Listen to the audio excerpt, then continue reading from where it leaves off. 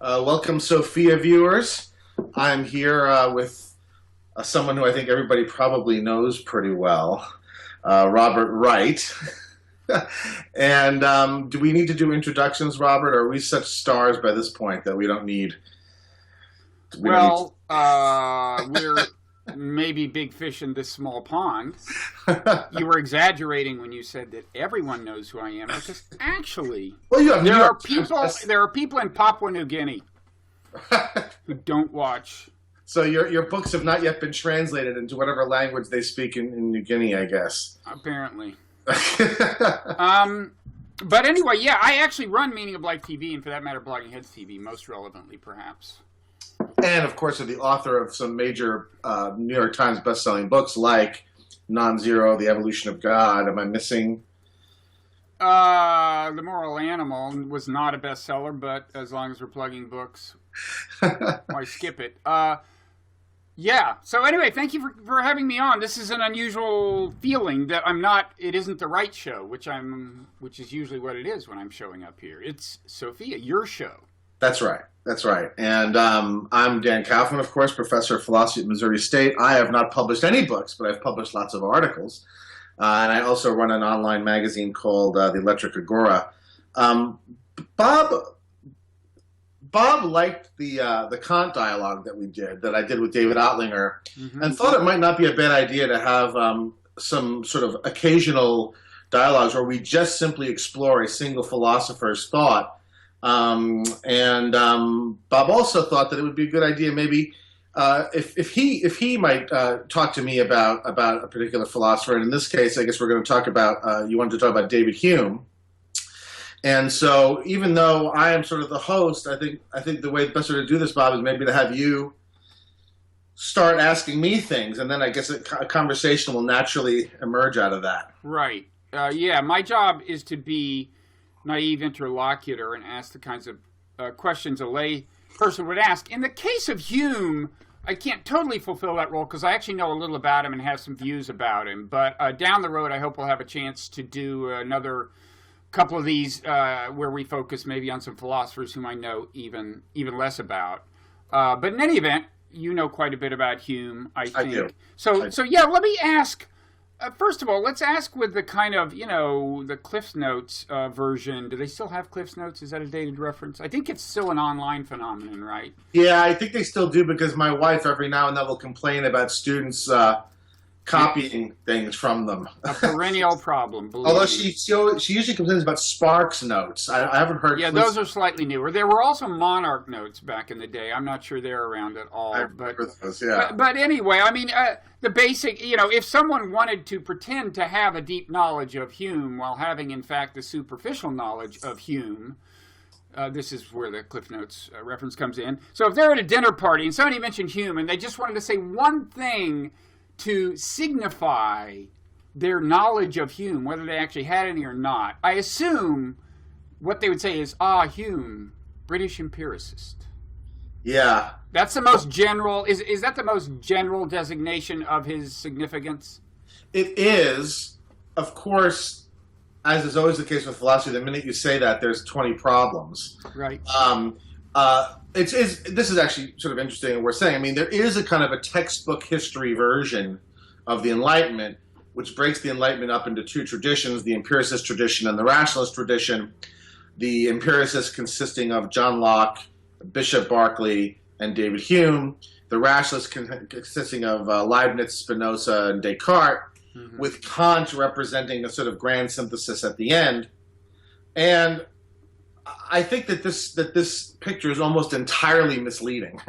Okay, but before we debunk it, can we flesh it out a little? Like, by empiricist, sure. I mean, first of all, it seems to me in philosophy, empirical or empiricism is used in two maybe related senses. On the one hand, it seems to be a theory of how we come to have knowledge in our brain.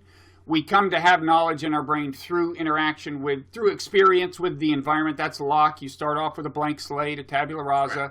So he's right. It's an empiricist theory of knowledge. Right. But then, somewhat separate from that, I think, and I believe this is a little more what Hume is about, is an insistence as a methodological matter, kind of, in philosophy, that we be like very clear about our claims and test them against experience. In other words, find evidence for them. There's a real emphasis on not just gathering evidence, but on the value of making the kinds of claims that are amenable to testing through evidence. Yeah, I mean, Hume is certainly a more consistent empiricist than Locke. I mean, Locke, there's all sorts of things in Locke's epistemology that are not empirically verifiable, that he never really sort of, explains how we know them. I would say, however, that if you want to know who the purest empiricists of the three are, it's Berkley. Because most extreme. Right, because Berkley says, look, strictly speaking, there is no evidence for anything beyond our experience, and that means there's no evidence for there being an external world distinct from our experience. And so this cup, for Berkley, all that we can say is that it's a cup idea, right? The notion that there's a cup in the world beyond the idea is something that we can't know. And that's actually something that Hume actually shows. I actually think Hume, there was a revolution in Hume scholarship that happened in the mid-20th century. A man named Norman Kemp Smith, who basically reconceived Hume not as an empiricist but as a naturalist. And I'm sure we'll get into that later, the sense in which his philosophy is naturalistic. Well, they're related. They're obviously related because, when you think of a naturalistic worldview, you think of a scientific worldview. Of course, Hume is writing in the 18th century before modern science, as we think of it, has really very fully developed. But when you think of a naturalistic worldview, think of a scientific worldview, you think of a worldview that demands evidence, which is what an empiricist is also insisting on. That's right. But the irony with Hume, it seems to me, is what you alluded to when you talked about Berkeley, is Hume in kind of thinking about evidence, spends so much time emphasizing the limits of our ability to really know things about evidence and to know about our perceptions and the relationship among our perceptions, that he's somewhere in the direction of a Berkeley who's kind of saying, for all we know, the world doesn't exist. Really, Hume and Berkeley represent different reactions to the same problem. And that problem is that evidence only gets you so far and doesn't get you as far as you would have thought it would have. And we could talk in detail when we talk specifically about his skepticism about causality or about induction or whatever. Evidence doesn't get you nearly as far as you think it would. And so then the question is, well, what should our attitude be upon that beyond which the evidence goes? And Berkeley's reaction is very strict. We say nothing about it. We can't commit to it. Hume's answer is a lot more subtle. And he's a naturalist in the sense that he thinks that beyond a certain point, we can't give justifications for the beliefs we hold. All we can do is give psychological accounts of why we hold them. And so once you reach the limit of what evidence can tell you about causality, everything else we have to say about causality, really all we can do is talk about human psychology.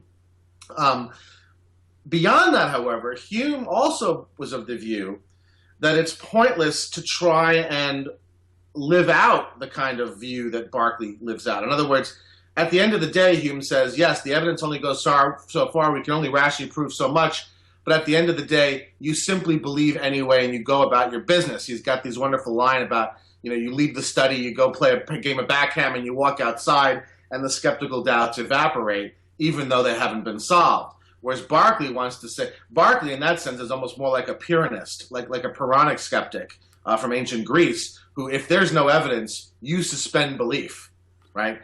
Hume says this is in violation of our nature. We don't live like this. Of course, you don't have to believe. And by the way, one interesting kind of connection to recent popular philosophical discourse. There's a lot of talk about us being in a simulation, right?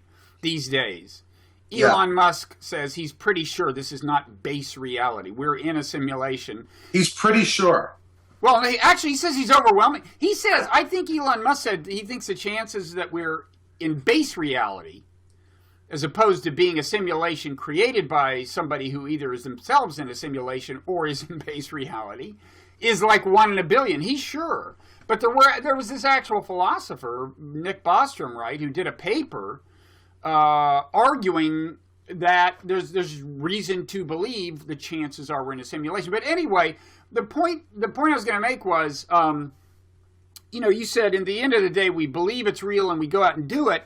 But in a certain sense, what is it? You don't have to believe it's real to go out and do it, because what is the practical difference between reality existing and it not existing? Or, to put it in terms of simulation, what's the difference between us being in a simulation and us not? The whole point is the two experiences are exactly the same. Yeah. So which one you believe is the truth almost doesn't matter. You go about your business. Yeah, but Hume wants to make a stronger point than that. Okay. Hume wants to say we can't help but believe that. In other words, that's the whole point of the psychological account that he gives. Once the rational account runs out, once the evidence runs out, and we find out, well, all we've shown and proven is constant conjunction. We don't have causality, right? Yeah. All we have is one thing happening after another. That's all we can prove. That's all the evidence shows. Hume thinks that we are by nature designed to believe, to go beyond that. And the same thing with the existence of the external world. So it may not matter as a theoretical point. It may make no difference to your behavior, whether this is a cup idea or whether it's actually a cup. But Hume thinks nature has designed us to think it's a cup. Right. Not a cup idea. He thinks that is artificial, not sustainable. And later philosophers who pick up from Hume's tradition, especially in the Scottish naturalist tradition, I'm thinking specifically of Thomas Reid, make a lot of hay of this idea that it's really not possible to believe that things don't really exist outside of our minds. Yeah. And so Hume would want to say that Berkley may say he thinks that, but that he doesn't really, and that he couldn't. Now you've mentioned causality a couple times, so let's kind of maybe flesh this out a little for people who've never heard the argument. As I understand Hume, this variant of his skepticism is to say, look, I know it's common to talk as if when the billiard ball hits the other billiard ball, it causes that billiard ball to move. But the fact is, all we know for sure is that every time we've seen a billiard ball hit another billiard ball in that manner, we have then seen the billiard ball move. That doesn't establish a relationship like what we really mean by causality. I mean, it could be that the world is just a movie. When you see a movie, you might see a billiard ball in a movie hit another billiard ball and the thing moves, but if you think about the way movies are made, there's no causality there. It's just a sequence of images that were already printed on the film, right? So, and I think there, maybe it does matter what you believe, because if you doubt causality enough, then one direction to go in is, well, then it's all just a movie. It's predetermined. I have no effect on it. You could go in that direction, and that would matter. I mean, I think he's right that we by nature believe in the efficacy of causal intervention, right? I mean, it's very much related to the belief in free will. Yeah, well, Hume certainly,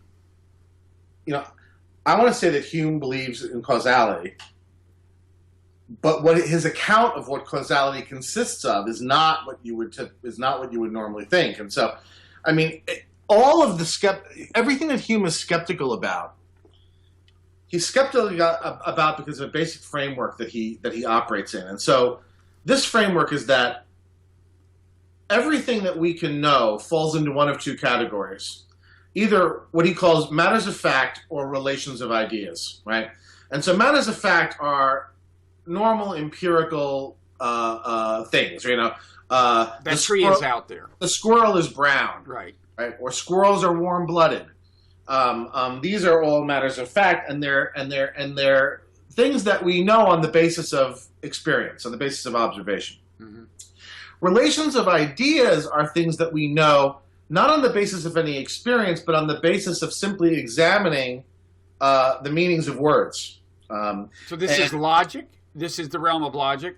Logic and for Hume, mathematics. Okay, now Kant is going to problematize that later. So for example, I know that squares are rectangles, right? But that's not a matter of fact, that's a relation of ideas, because a square is a kind of rectangle, right? Mm-hmm. Right. So as Kant would say later, in an analytic statement, the meaning of the predicate is already contained within the meaning of the subject. Right. So Kant is the one who makes the distinction between analytic and synthetic, and those kind of roughly correspond to Hume's distinction, but not entirely. It does correspond to it.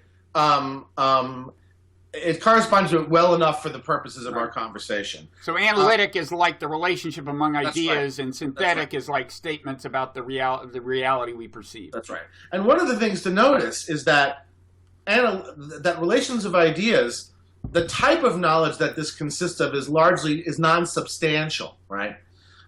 These are essentially tautologies or logical truths. They don't represent any new knowledge when you know something like this. And this is important simply because in order to understand the analysis. So taking that framework, let's look at causality. Hume says, and the billiard ball example is fine. So we want to say that the cue ball hitting the 8 ball made the 8 ball move, right?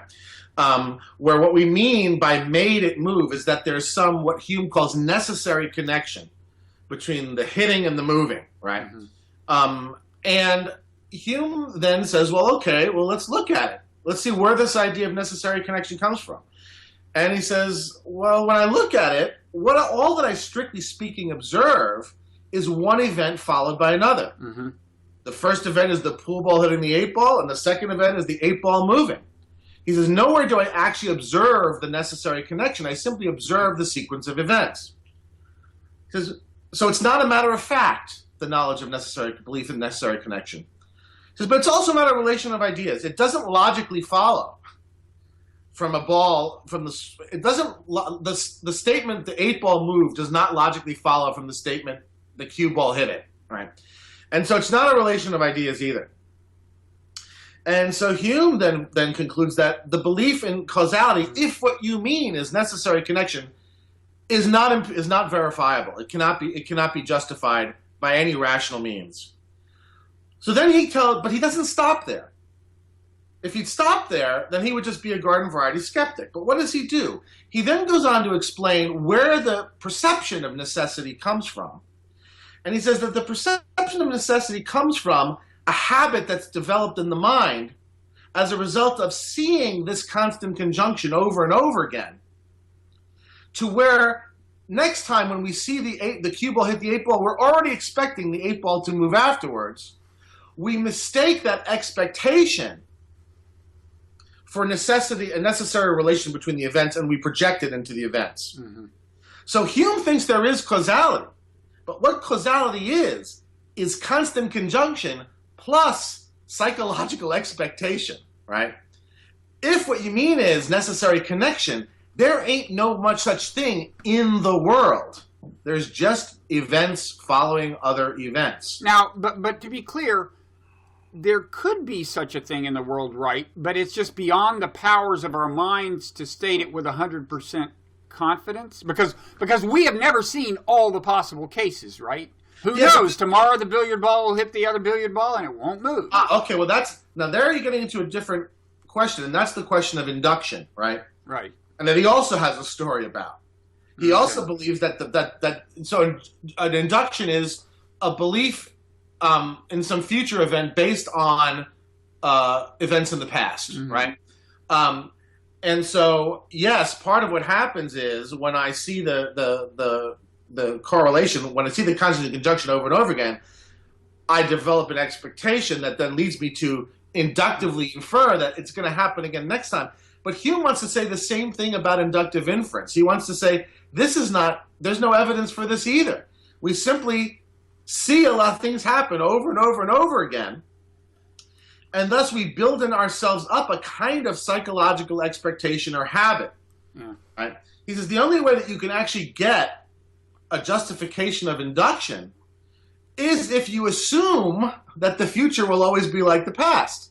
Right? But of course, that just is what we're trying to justify, right? The belief that the future will be like the past. In other words, you couldn't justify that inductively because we're trying to justify induction. But you can show empirically that in the past, the future has tended to be like the past in certain respects.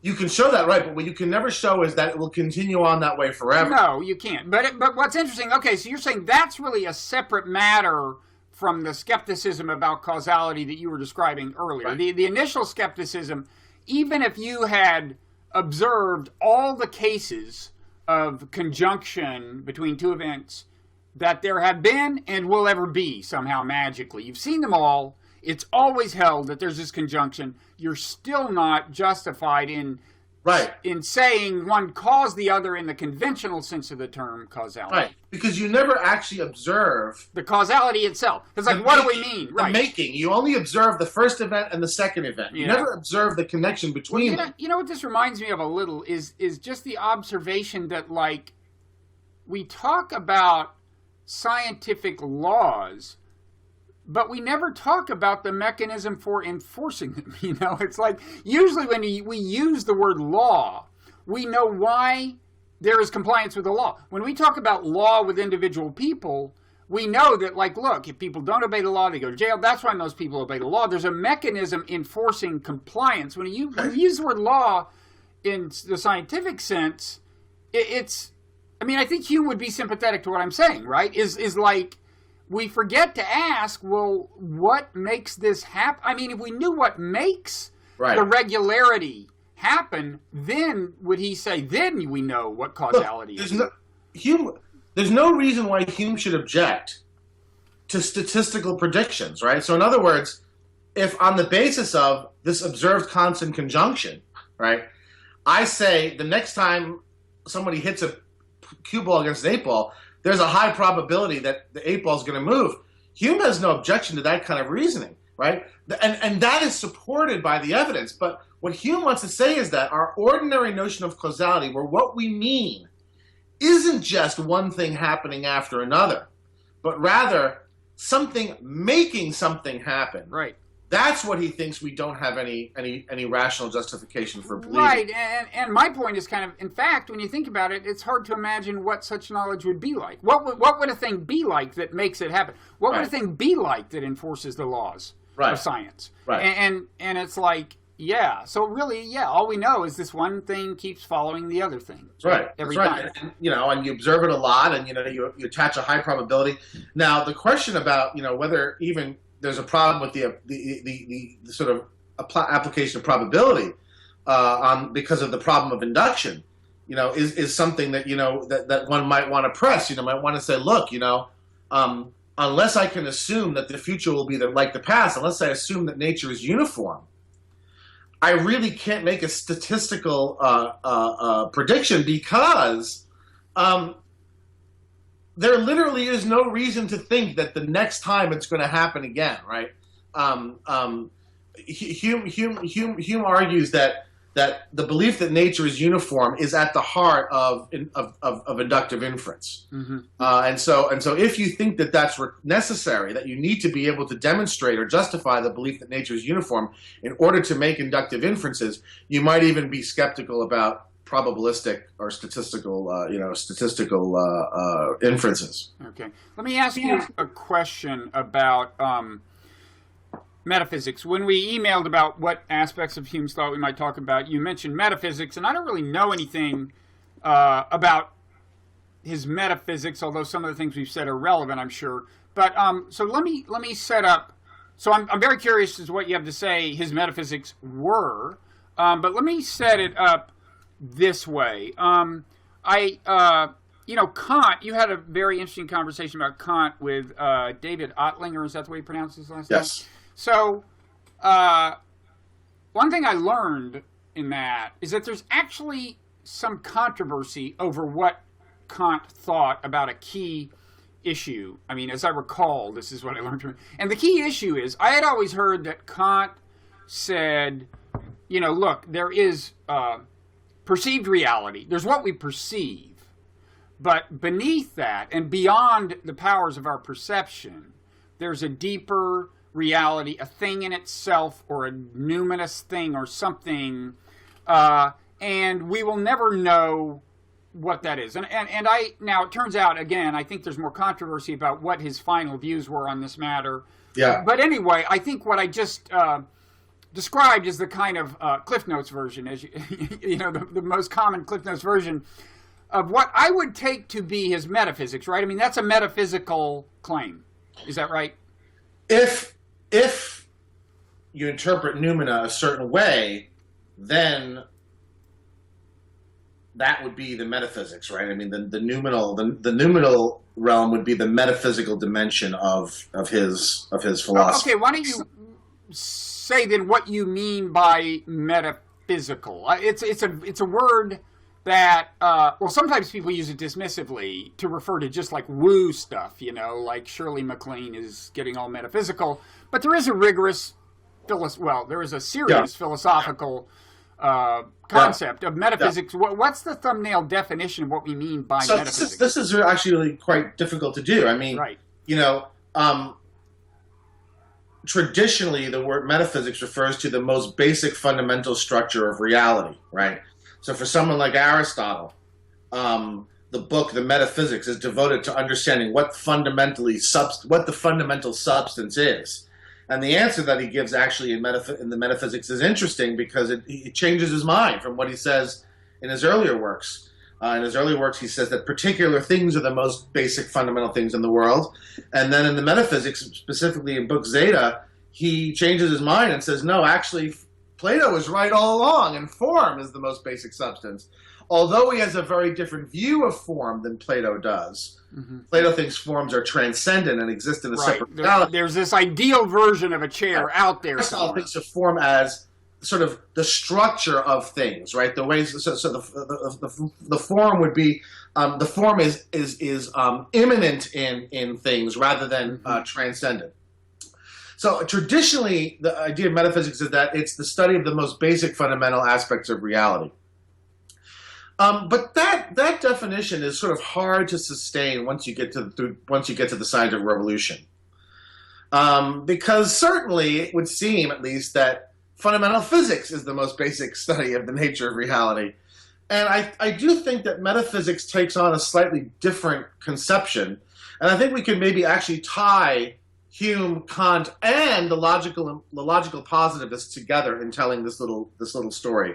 The logical positives being people who came later. Came in the 20th century.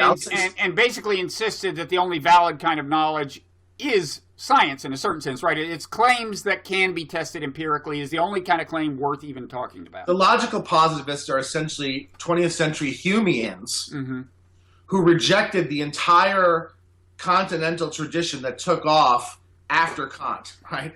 And I'll say something about that. I don't have to say very much to sort of situate them. So if you remember, I talked about relations of ideas and matters of fact. These exhaust the kind of knowledge we can have, according to Hume. So we can either have knowledge of essentially logical truths, or we can have knowledge that's grounded in experience. Now Kant comes along and says, don't know about that. First of all, Kant says, the truths of arithmetic are not relations of ideas. 7 plus 5 equals 12 is not analytic. Okay?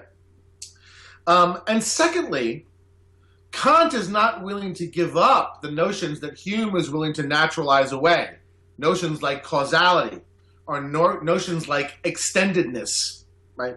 Or distinct existence, separateness from us, right? Kant's not willing to naturalize those away. He thinks that those are fundamental and need to be somehow demonstrated. However, he agrees that they're not matters of fact and they're not relations of ideas. And so Kant introduces a third category of knowledge, which he calls the synthetic a priori. So this is knowledge that is not based in experience. It's independent of experience, but it's not tautological. It's substantial, right? Now that seems to bring metaphysics back. Because if there is knowledge that doesn't come from experience but is substantial, that means that there must be a sort of level of reality that's knowable in this way. So are these are like the notions of space and time? Right. Space, time, causality.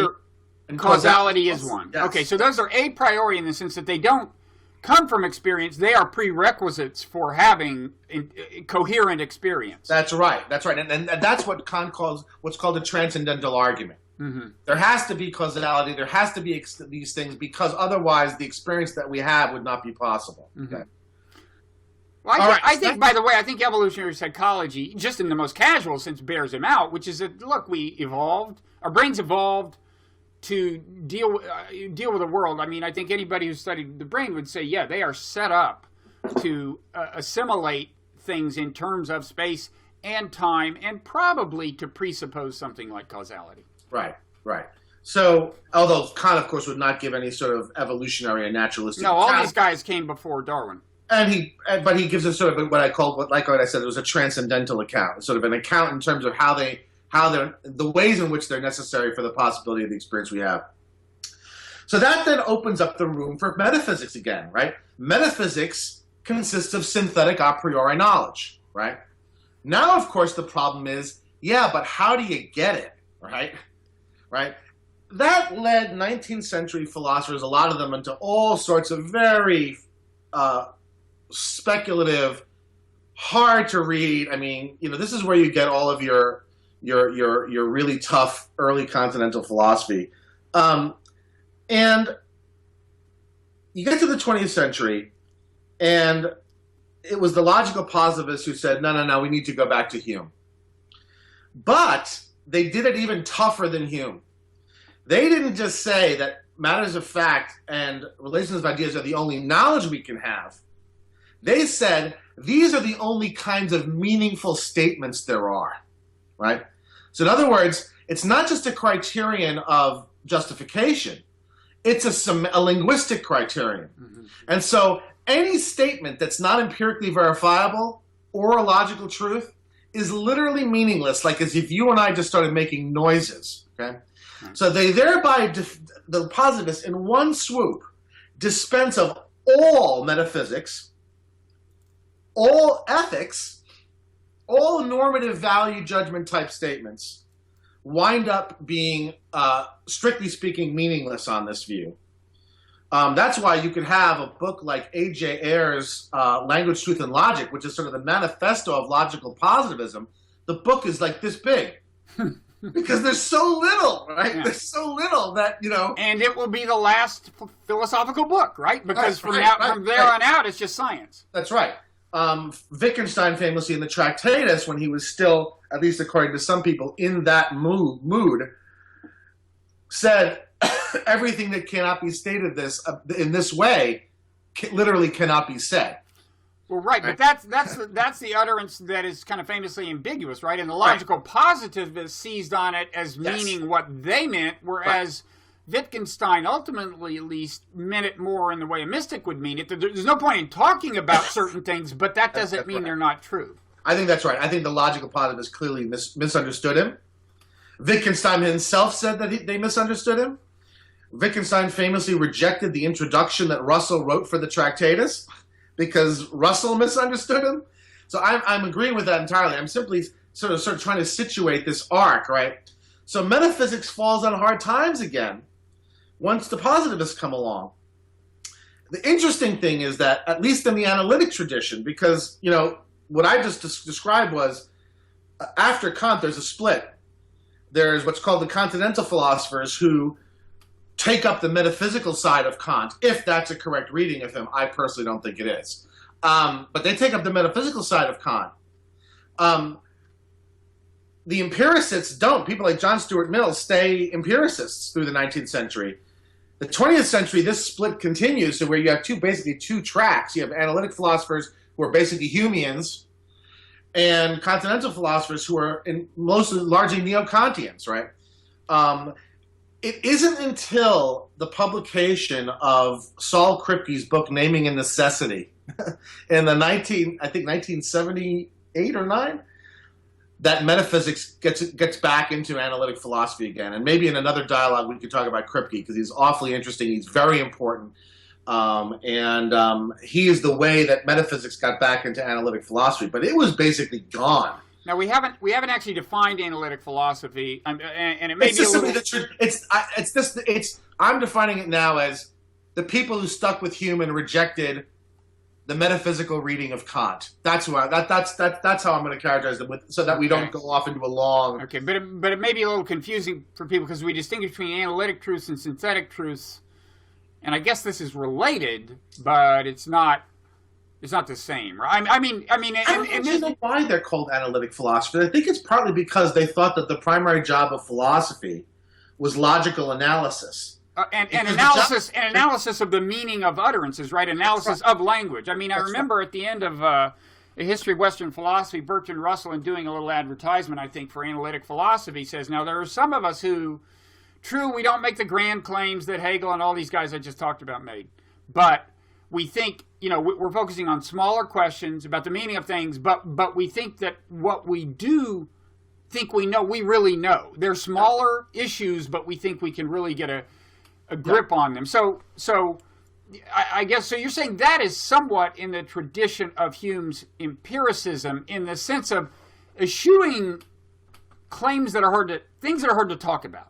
It's like focus on things you can really talk about, get clear on what you mean by the language, and test them by the evidence. And the only people who are in the business of substantive knowledge are scientists.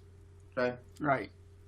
This according to logical positivism, and pretty much according to the analytic school, you're saying? Yes. Uh-huh. The only people in the business of substantive knowledge are scientists. What philosophers do is they do what's called conceptual analysis, and so they use the tools of logic and linguistics to analyze concepts and statements for the purposes of clarification, right? Mm-hmm. So a philosopher, scientists go out and confirm hypotheses, but a philosopher might clarify what one means by confirm, right? And so half the philosophy of science is about what do you mean, what does confirm mean? What do we mean by confirm? What is it to confirm a hypothesis, right?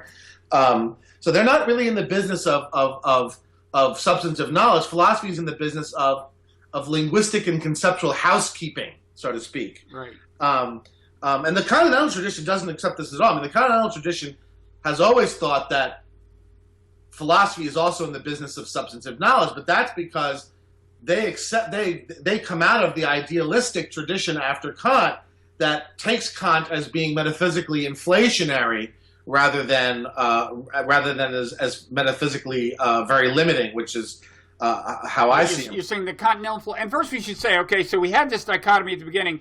Empiricism, the empiricist versus the rationalist. Right. Now, if people were paying attention, they may have noticed the empiricists were either British, Irish, or English, Irish, or Scottish. That's why it's called British empiricism. The rationalists were all living on the continent, the ones I think you named. And I don't think that's an accident. Right, and I think these philosophies do respect certain national temperaments and other deep things that I think are actually very interesting. But yes, you're absolutely right. I mean, there is something very British about the analytic tradition, and it's not until the 20th century that you have an offshoot of it in Europe. That's the Vienna Circle, right? So there, the logical positivists. There, you start having empiricist-minded philosophers in Germany and Austria, but for the most part, it's a very Anglo-Saxon tradition, right? Okay.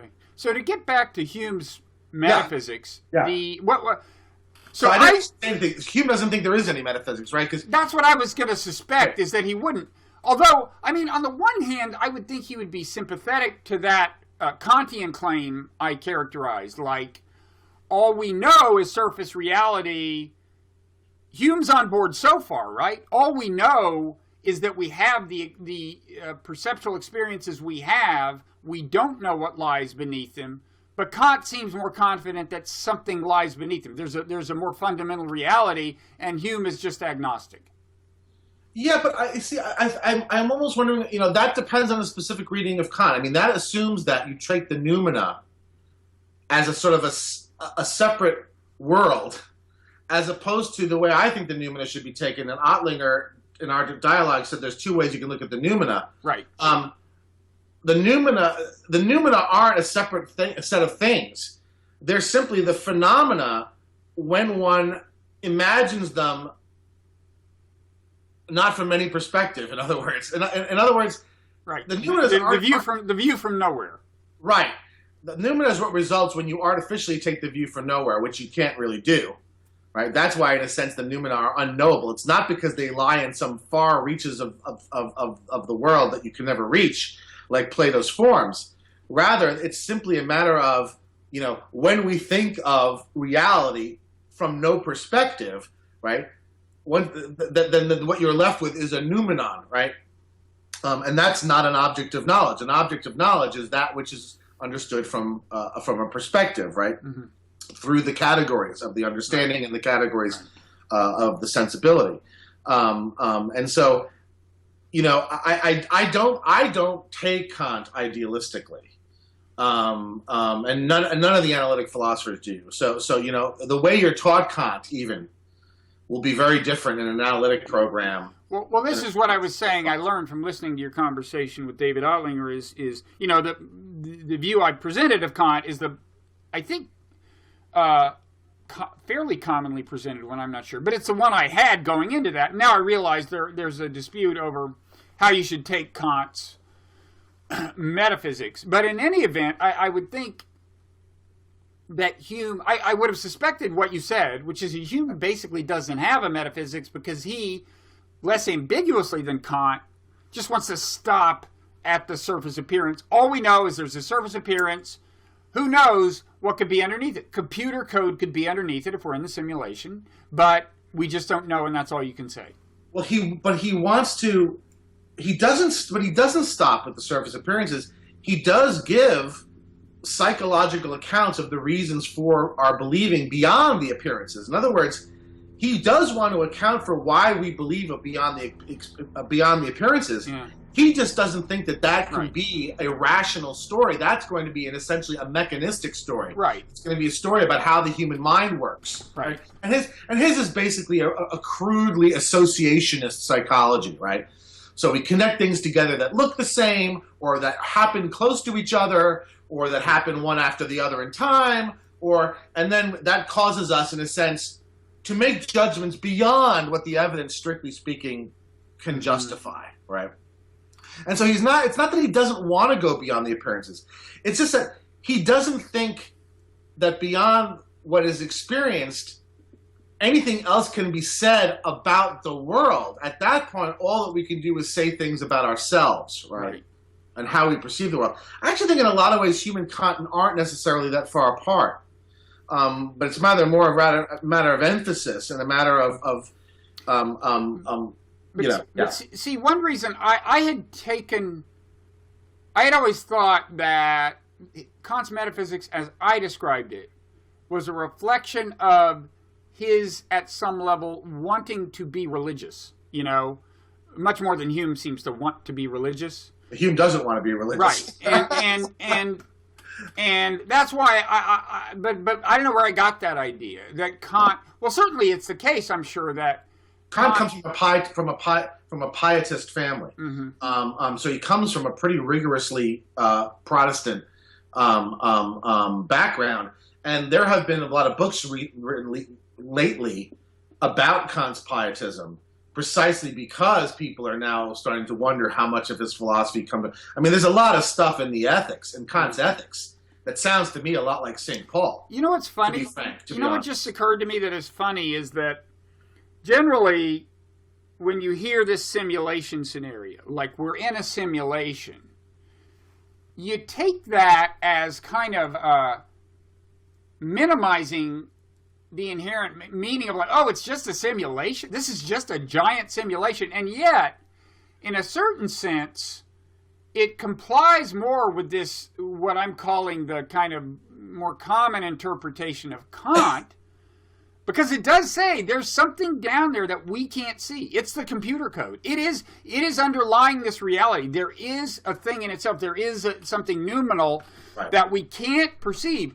That, in the context of Kant, is an assertion that's taken to be less in the way, to do less in the way of minimizing reality, right? That's taken as being more compatible with the view that there's some deep meaning in reality, whereas Hume is taken to be less so, and the simulation is taken to be least so of all. And yet, what I'm saying is, the simulation, that there's arguing that the simulation scenario posits something deep that we cannot apprehend, if nothing else. I mean, not to mention the fact that there's presumably, in some sense, a purpose. I guess there's some reason they started the simulation, But anyway. I guess, look, this really does depend on how you read the noumenon in Kant.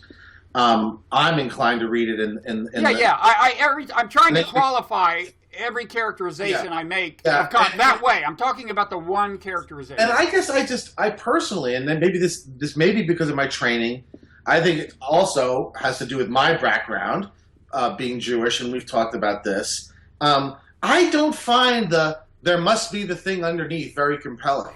But that's partly because, I guess why is that a Jewish view? I would think. Oh, because we talked about this in the past that in Judaism there's a strong discouragement of metaphysical and theological speculation. That's why Judaism doesn't have anything like the theological tradition that Christianity has. Well, sure. Judaism is a pots and pans religion. Right, but it started out with a theology, and I would think that in general a worldview that starts out as deeply and explicitly theological, that then adapts to modernity, might want to hang on to something, like something noumenal, right? I mean, it just seems that would be a natural adaptation. Well, look, certainly, if you're talking about the religion of the ancient Hebrews, that is certainly the case. But I would maintain that... Well, the ancient Hebrews didn't just settle for the numinous. I mean, they had an actual anthropomorphic God. They built with God in it, right? Right. But I would argue that the relationship between rabbinical Judaism and the Judaism of the Hebrews is very, very is not nearly as tight as people want to think. And what we call Judaism today is about 95% rabbinical. Mm-hmm. And so all the sort of habits of mind and the thing you associate with Jewish ways of thinking are rabbinical in nature and not. But it just it goes to the. Kant says to Hume does his thing, his skepticism. Kant writes the Critique of Pure Reason, then he writes the Prolegomena. And in the Prolegomena, Kant says, it's a scandal that the existence of the external world has not been proven. And I take that as perfectly exhibiting the difference between Hume and Kant. Kant thinks it's a scandal and is going to rack his mind and write giant treatises until he figures it out. Hume says, obsessing over such things is unhealthy and morbid, and you ought to go out for a walk, right? When you start thinking that way, it's the time to stop, right? Mm-hmm. And I think that that's perfectly encapsulates the difference between the two. I don't think it means that Hume is superficial. I do think it has somewhat to do with temperaments, national temperaments. It's not an accident that a lot of the Scottish philosophers have this sort of attitude, and a lot of the German ones have Kant's sort of attitude. They write gigantic operas. You froze for a second there. Yeah, and you were the one talking, so maybe you should repeat what you said. It was something about operas, right? Yeah, I said the Germans also, they write giant operas right. and they write giant treatises of philosophy, Right, and they have sweeping views of history like Hegel and so right. on. And, Hume is, I think, rightly lauded for the sheer clarity of his prose, certainly compared to reading Kant. Now, in fairness to Kant, we're reading him in translation, you and I are. That's one thing. Although the Germans also said I want to say it was Heinrich Heine. I'm not sure. One of the German writers said that Kant had forever shamed the German language. He was considered a terrible writer in German also. Is that true? Yeah. I was thinking it might be partly just that, a skeptical, empirical emphasis like Hume's is more amenable to clear articulation because he's... Well, that's for sure, yes. Right. That's absolutely. But look, there are wonderful German writers, even in translation. Nietzsche is wonderful, even in translation. Schopenhauer is wonderful, even in translation. Kant is not wonderful in any... it's just... Kant and Hegel both are just horrible, horrible writers. And part of it is because of all this invented terminology that's just, never really very well explained and never... You're right, though, to say about Hume, and I want to say this for the audience. A layperson can pick up Hume and read it. Mm-hmm. You really can. It's slightly archaic in its feel. It's old, it's centuries ago. But it's super long sentences, lots of commas, but still. Yeah.